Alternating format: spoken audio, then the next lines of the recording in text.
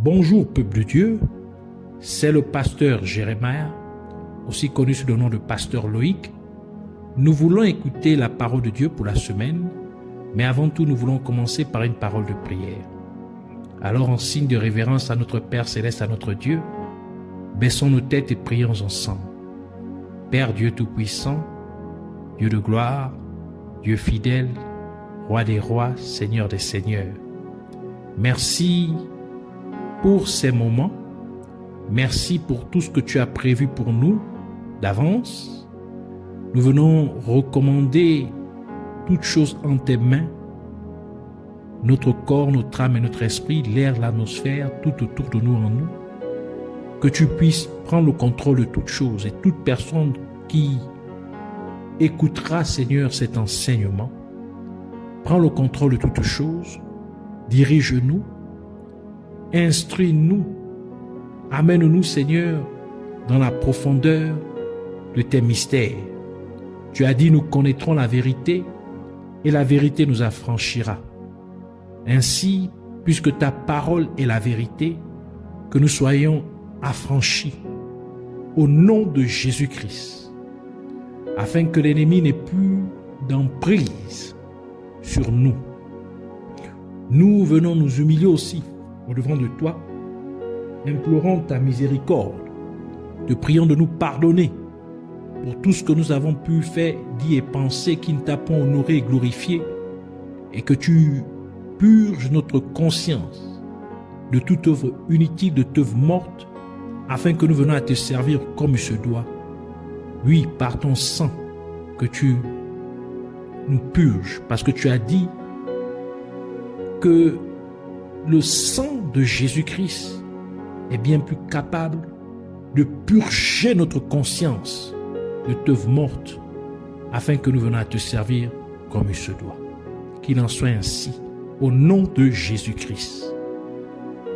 Béni soit ton Saint-Nom, sois élevé, au nom de Jésus-Christ. Nous nous levons contre tout ce qui s'oppose à la révélation de ta parole. Nous les lions et nous les chassons dans les gouffres de l'enfer. Au nom de Jésus-Christ, nous proclamons que Jésus-Christ est Seigneur, à la gloire de Dieu le Père. Amen. Alors, pour cette semaine, le Seigneur voudrait nous emmener dans le livre de Actes. Actes chapitre 1, versets 8 à 11. Alors, nous lisons la parole de Dieu dans le livre de Actes, chapitre 1, versets 8 à 11, au nom de Jésus-Christ. Mais vous recevrez une puissance, le Saint-Esprit survenant sur vous, et vous serez mes témoins à Jérusalem, dans toute la Judée, dans la Samarie et jusqu'aux extrémités de la terre. Après avoir dit cela, il fut élevé pendant qu'ils le regardaient, et une nuée le déroba à leurs yeux. Et comme il avait les regards fixés vers le ciel pendant qu'il s'en allait, voici, deux hommes vêtus de blanc leur apparurent et dirent: Hommes galiléens, pourquoi vous arrêtez-vous à regarder au ciel? Ce Jésus qui a été enlevé au ciel du milieu de vous viendra de la même manière que vous l'avez vu allant au ciel. Que le Seigneur bénisse sa parole, qu'elle vienne pleine de grâce, de vie et de révélation au nom de Jésus-Christ. Amen. Alors, pour cette semaine, le Seigneur voudrait que nous puissions continuer dans cette série d'enseignements sur le Seigneur Jésus-Christ avec deux de ses anges. Alors, le titre de notre enseignement est la deuxième partie sur la série d'enseignements au sujet du Seigneur Jésus-Christ avec deux de ses anges.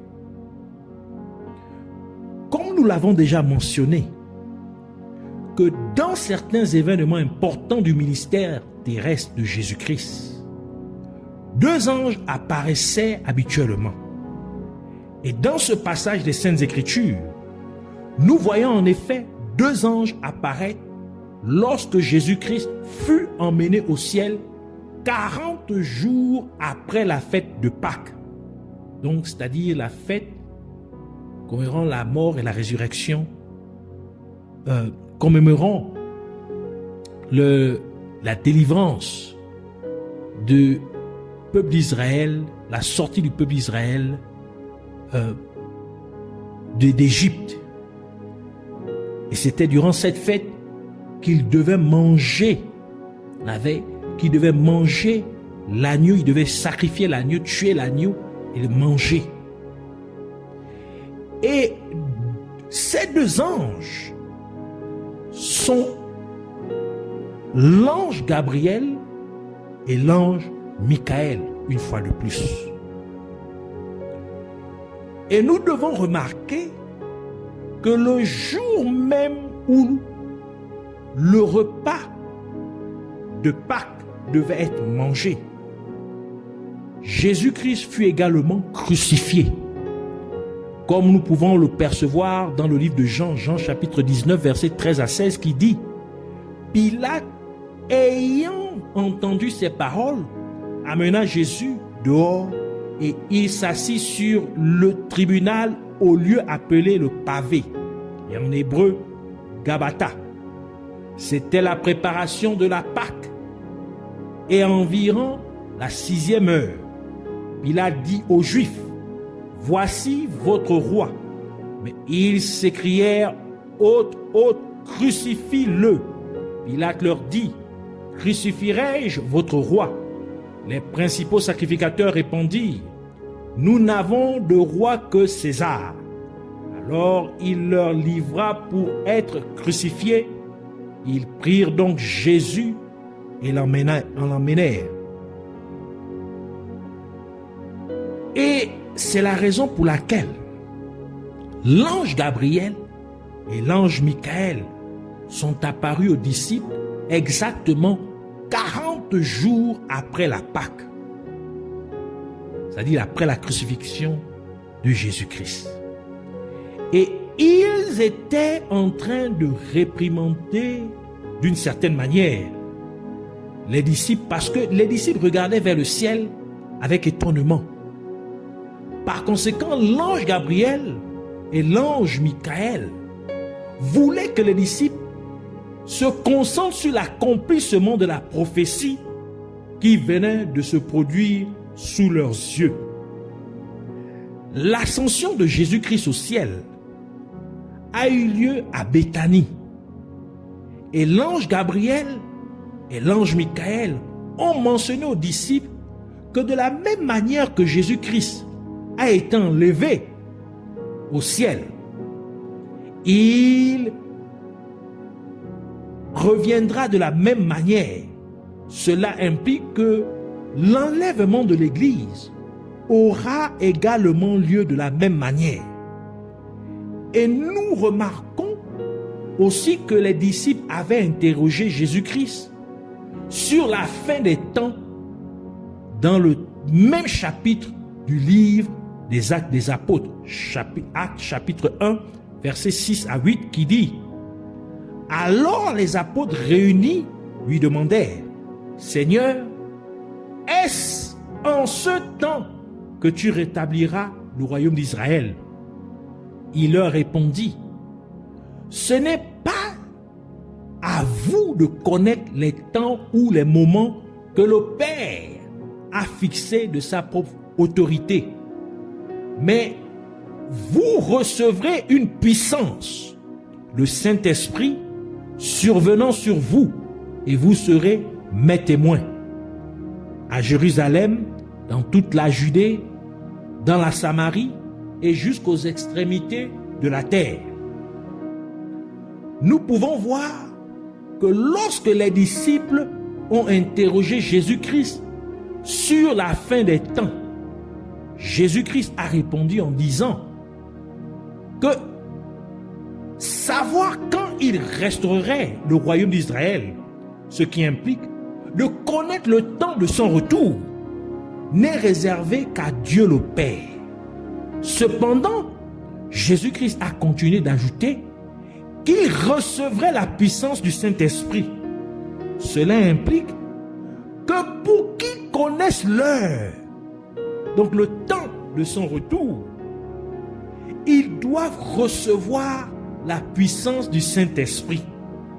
Et la parole de Dieu dit dans 2 Timothée chapitre 1 verset 7, car ce n'est pas un esprit de timidité que Dieu nous a donné, mais un esprit de force, d'amour et de sagesse. Donc nous avons reçu un esprit de force, ainsi parce que la connaissance du temps du retour de Jésus-Christ est réservée uniquement à Dieu le Père. Nous avons donc besoin de recevoir le Saint-Esprit, qui est l'Esprit de Dieu le Père, afin que nous puissions aussi connaître les choses qui sont réservées à Dieu le Père.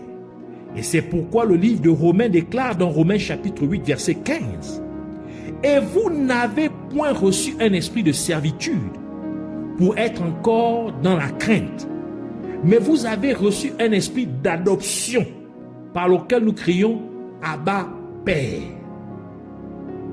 Par conséquent, parce que, en tant que chrétiens, nous avons l'Esprit de Dieu le Père.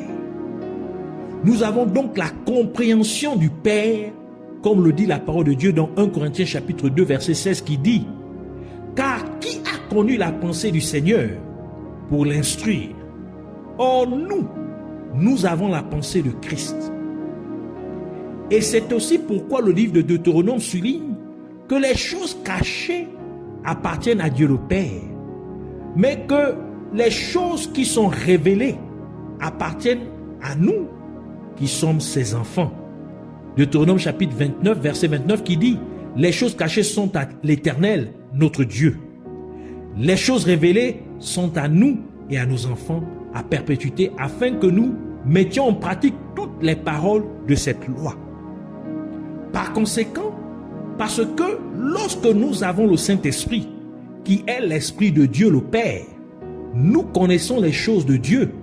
Ainsi, le temps du retour de Jésus-Christ ne nous serait plus caché, tel que le décrit le livre de 1 Thessaloniciens, chapitre 5, verset 1 à 5, qui dit « Pour ce qui est des temps et des moments, vous n'avez pas besoin, frères, qu'on vous en écrive, car vous savez bien vous-même que le jour du Seigneur viendra comme un voleur dans la nuit.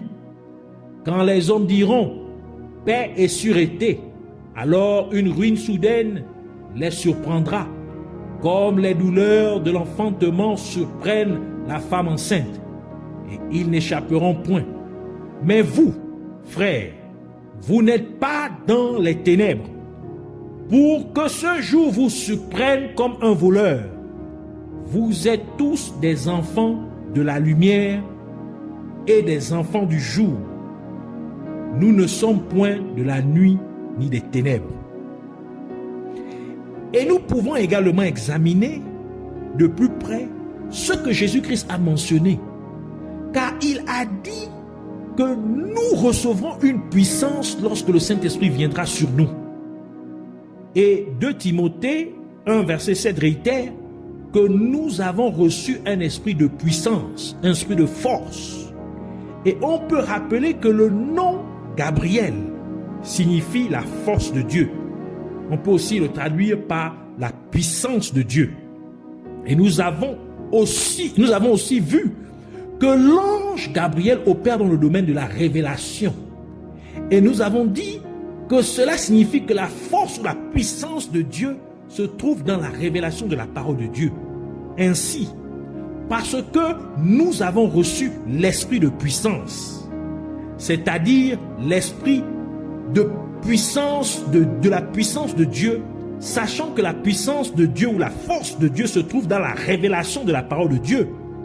Par conséquent, nous pouvons donc avoir la révélation du temps du retour de Jésus-Christ, lorsque nous avons reçu la puissance du Saint-Esprit. Et cela est encore confirmé par les 7 esprits qui forment le Saint-Esprit. Dans Ésaïe chapitre 11, verset 2, qui dit « L'Esprit de l'Éternel reposera sur vous. » Donc, 1. L'Esprit de l'Éternel, l'Esprit de sagesse et d'intelligence, l'Esprit de conseil, 4. L'Esprit de force, l'Esprit de connaissance et de la crainte de Dieu. Donc, l'Esprit de l'Éternel, 1. L'Esprit de sagesse, 2. L'Esprit d'intelligence, 3. L'Esprit de conseil, 4. L'Esprit de force, 5. L'Esprit de connaissance, 6. Et l'Esprit de la crainte de Dieu, 7. 7 esprits qui forment l'Esprit, le Saint-Esprit. Et parmi ces 7 esprits, il y a l'Esprit de force, donc l'Esprit de puissance.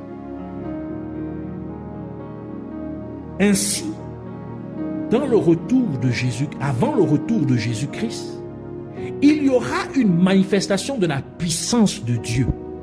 Et cette manifestation de la puissance de Dieu implique en réalité une manifestation de la révélation de la parole de Dieu. Et c'est pourquoi le livre de Daniel dit ce qui suit concernant la fin des temps. Dans Daniel chapitre 12, verset 4 qui dit « Toi, Daniel, tiens secrète ces paroles et scelle le livre jusqu'au temps de la fin. Plusieurs alors le liront et la connaissance augmentera. » Donc la révélation augmentera. Donc la puissance de Dieu augmentera. Par conséquent, Jésus-Christ a été emmené au ciel à partir de la ville de Béthanie, après avoir été crucifié, après avoir été ressuscité d'entre les morts. Et c'est dans cette même ville que Jésus-Christ a ressuscité d'entre les morts Lazare. Jean chapitre 12, verset 1 à 2 qui dit « 6 jours avant la Pâque, Jésus arriva à Béthanie où était Lazare qu'il avait ressuscité des morts. Là, on lui fit un souper, Marthe servait et Lazare était un de ceux qui se trouvaient à table avec lui. » Ainsi, l'ascension de Jésus-Christ au ciel a eu lieu 40 jours après la Pâque et c'est au verset 40 de la Bible. Le verset 40 de la Bible, c'est-à-dire le verset 40 du livre de Genèse, qu'Adam découvre l'arbre de la connaissance du bien et du mal. Le chapitre 1 du livre de Genèse comporte 31 versets. Ainsi, le 40e verset du livre de Genèse, donc de la Bible, c'est Genèse chapitre 2, verset 9. Parce que 31 plus 9 font en effet 40.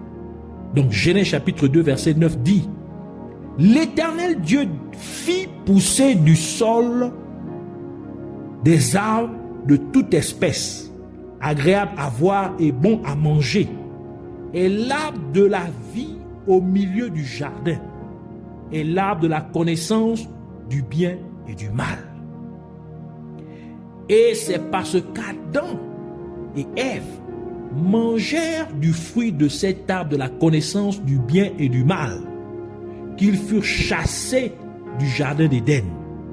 Il y eut donc une débandade d'Adam et Ève, car ils désobéirent à Dieu, et qui leur avait clairement dit de ne pas manger du fruit de cet arbre. Et on peut aussi remarquer que la valeur numérique du mot débandade est 40.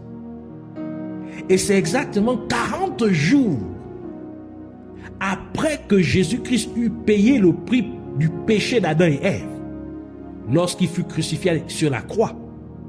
Exactement 40 jours après sa crucifixion, que Jésus-Christ fut emmené au ciel pour retourner à Dieu le Père.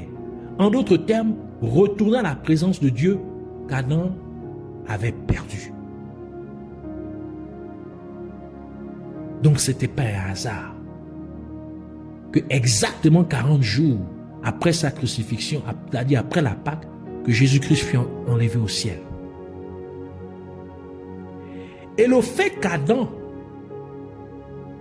a découvert l'arbre de la connaissance du bien et du mal, au verset 40 de la Bible, et qu'il y eut une débandade d'Adam et Ève, et que le mot débandade, c'est-à-dire fuite, c'est le mot débandade, la valeur numérique du mot débandade est 40, et que Jésus-Christ a également été emmené au ciel le 40e jour après la Pâque.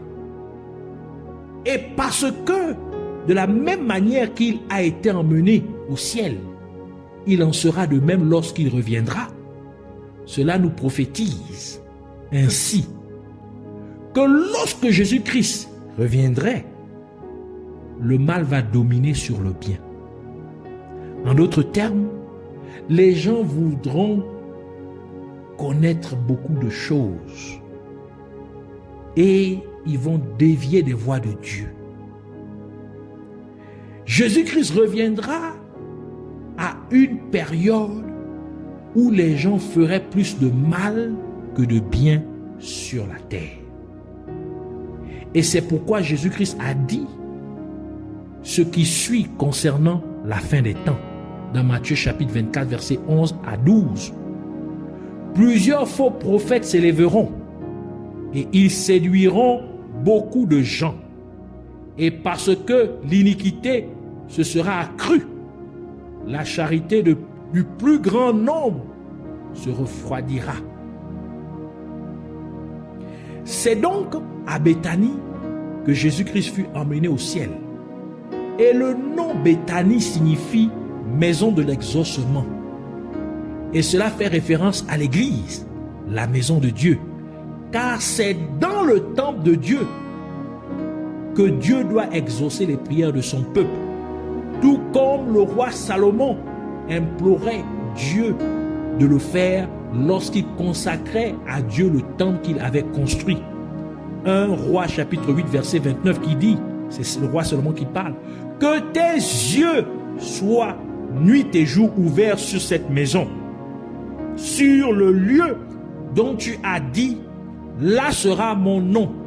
Écoute la prière de ton serviteur fait en ce lieu. Ainsi, parce que Béthanie représente l'église de Dieu, Jésus-Christ a donc été emmené au ciel à Béthanie. Et c'était pour prophétiser l'enlèvement de l'église lorsque Jésus-Christ reviendrait. Béthanie, la maison de l'exaucement, est le lieu où Dieu fait miséricorde à son peuple. Le lieu où Dieu entend son peuple et lui manifeste sa grâce. Comme Dieu l'a dit par l'intermédiaire du prophète Ésaïe, Ésaïe chapitre 30, versets 18 à 21 qui dit: Cependant l'Éternel désire vous faire grâce et il se lèvera pour vous faire miséricorde, car l'Éternel est un Dieu juste. Heureux tous ceux qui espèrent en lui. Oui, peuple de Sion, habitants de Jérusalem, tu ne pleureras plus. Il te fera grâce quand tu crieras. Dès qu'il aura entendu, il t'exaucera. Le Seigneur vous donnera du pain dans l'angoisse et de l'eau dans la détresse. Ceux qui t'instruisent ne se cacheront plus, mais tes yeux verront ceux qui t'instruisent. Tes oreilles entendront derrière toi la voix qui dira: voici le chemin, marchez-y, car vous iriez à droite ou vous iriez à gauche. Ainsi, parce que le peuple de Dieu a reçu la grâce de Dieu, il peut donc voir. Il peut voir la voix du Seigneur, tout comme Moïse a vu le dos de Dieu lorsqu'il trouva grâce aux yeux de Dieu, tel que le livre d'Exode chapitre 33, versets 13 à 23 nous dit: Maintenant, si j'ai trouvé grâce à tes yeux, fais-moi connaître tes voies. Alors je te connaîtrai et je trouverai encore grâce à tes yeux. Considère que cette nation est ton peuple. L'Éternel répondit, je marcherai moi-même avec toi et je te donnerai du repos. Moïse lui dit, si tu ne marches pas toi-même avec nous, ne nous fais point partir d'ici. Comment sera-t-il donc certain que j'ai trouvé grâce à tes yeux, moi et ton peuple? Ne serait-ce pas quand tu marcheras avec nous et quand nous serons distingués, moi et ton peuple, de tous les peuples qui sont sur la face de la terre? L'Éternel dit à Moïse, je ferai ce que tu me demandes, car tu as trouvé grâce à mes yeux, et je te connais par ton nom. Moïse dit, fais-moi voir ta gloire. L'Éternel répondit, je ferai passer devant toi toute ma bonté, et je proclamerai devant toi le nom de l'Éternel. Je fais grâce à qui je fais grâce, et miséricorde à qui je fais miséricorde. L'Éternel dit, tu ne pourras pas voir ma face, car l'homme ne peut me voir et vivre. L'Éternel dit, voici un lieu près de moi, tu te tiendras sur le rocher. Quand ma gloire passera, je te mettrai dans un creux du rocher, ce creux qui représente l'Église, et je te couvrirai de ma main jusqu'à ce que j'ai passé. Et lorsque je retournerai ma main, tu me verras par derrière, mais ma face ne pourra pas être vue. Et on peut aussi remarquer que le nom Béthanie est composé de deux mots. Beth, c'est-à-dire B-E-T-H, qui signifie maison, et Ani, version courte de Ananias ou Anania avec H à la fin. On peut rappeler que Ananias fut envoyé par Dieu pour ouvrir les yeux de Paul. Il fut envoyé par Jésus-Christ pour ouvrir les yeux de Paul, pour que Paul puisse voir à nouveau. En d'autres termes, pour que Paul puisse recevoir la révélation. Actes chapitre 9, verset 17 à 18 qui dit, Ananias sortit et lorsqu'il fut arrivé dans la maison, il imposa les mains à Paul en disant, Saül, mon frère, le Seigneur Jésus, qui t'est apparu sur le chemin par lequel tu venais, m'a envoyé pour que tu recouvres la vue et que tu sois rempli du Saint-Esprit. Au même instant, il tomba de ses yeux comme des écailles et il recouvra la vue. Et il se leva et fut baptisé. Nous pouvons ainsi voir que lorsqu'Ananias posa les mains sur Paul, Paul fut rempli du Saint-Esprit et ses yeux furent ouverts. En d'autres termes, il reçut la révélation. Et de plus, le nom Ananias signifie Yah, qui est la version courte de Yahweh, a été gracieux, ou encore gracieusement donné par Yah ou Yahweh. Ce qui implique que vous devez recevoir la grâce de Dieu afin de pouvoir être enlevé par Jésus-Christ lors de son retour sur terre. Par conséquent, parce que Lazare fut ressuscité à Béthanie, ses bandages furent retirés de son visage afin qu'il puisse voir, comme Jésus-Christ l'avait ordonné dans Jean chapitre 11 verset 44 qui dit, et le mort sortit, les pieds et les mains liés de bandes et le visage enveloppé d'un linge. Jésus leur dit, déliez-le et laissez-le aller. C'est pourquoi l'Église doit aussi ouvrir les yeux des personnes qui ont reçu l'appel du Seigneur, tout comme Lazare fut appelé par le Seigneur Jésus-Christ à sortir du tombeau. L'Église doit donc ouvrir les yeux des personnes appelées par le Seigneur en leur communiquant la révélation de la parole de Dieu, afin qu'ils voient la voix du Seigneur, afin qu'ils soient enlevés au retour de notre Seigneur Jésus-Christ. Le nom Anania, c'est-à-dire ici avec H, signifie nuée de Yah, donc nuée de Yahweh. Et nous pouvons remarquer dans le livre de Actes, chapitre 1, verset 9, que nous avons lu, que Jésus-Christ fut reçu au ciel sur une nuée. Et parce que de la même manière que Jésus-Christ fut enlevé au ciel, ainsi reviendra-t-il pour enlever son Église. C'est pourquoi l'Église sera également emmenée au ciel sur une nuée, comme le déclare la parole de Dieu dans 1 Thessaloniciens chapitre 4 verset 17 qui dit « Ensuite, nous les vivants qui serons restés, nous serons tous ensemble enlevés avec eux sur des nuées à la rencontre du Seigneur dans les airs. Et ainsi, nous serons toujours avec le Seigneur. » Et nous pouvons nous rappeler que Jésus-Christ a dit à ses disciples que vous recevrez une puissance lorsque le Saint-Esprit viendra sur vous. Et vous serez mes témoins.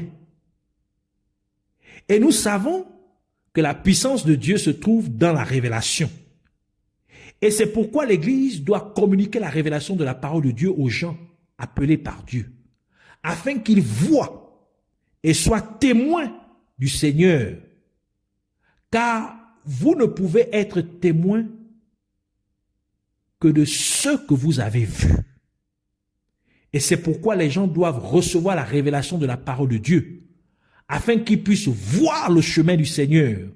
Car Adam a perdu le chemin de Dieu lorsqu'il fut chassé du jardin d'Éden. Adam a perdu la présence de Dieu. Et c'est la raison pour laquelle les personnes appelées par Dieu ont besoin de recevoir la révélation de la parole de Dieu afin de pouvoir retourner dans la présence de Dieu. Ainsi, nous voulons prier pour dire « Merci Seigneur Jésus-Christ pour la compréhension que tu m'as communiquée. Et je prie Abba Père afin que tu gardes mes yeux ouverts à travers la révélation de ta parole, afin que je puisse non seulement voir le chemin qui ramène à ta présence, mais que je puisse aussi l'utiliser pour revenir dans ta présence et que je reste en ta présence pour toujours au nom de Jésus-Christ. Ainsi, laisse-moi trouver grâce à tes yeux, de la même manière que Moïse trouva grâce à tes yeux, et de ce fait, ta présence accompagna le peuple d'Israël dans leur voyage vers la terre promise. Par conséquent, permets-moi également d'être transporté au ciel lorsque tu reviendras ravir ton Église. Aide-moi aussi à ouvrir les yeux de ton peuple, de ceux que tu as appelés ici-bas sur terre, afin qu'ils puissent voir la voie qui mène à toi, en recevant la révélation de ta parole au nom de Jésus-Christ, et qu'ils retournent à toi comme ce fut au commencement, quand Adam était dans ta présence dans le jardin d'Éden. Je te remercie d'avoir exaucé ma prière. Père céleste, Roi glorieux et merveilleux, Yahweh, puisses-tu recevoir toute l'adoration et toute la louange pour toujours et à jamais, au nom de Jésus-Christ. Amen.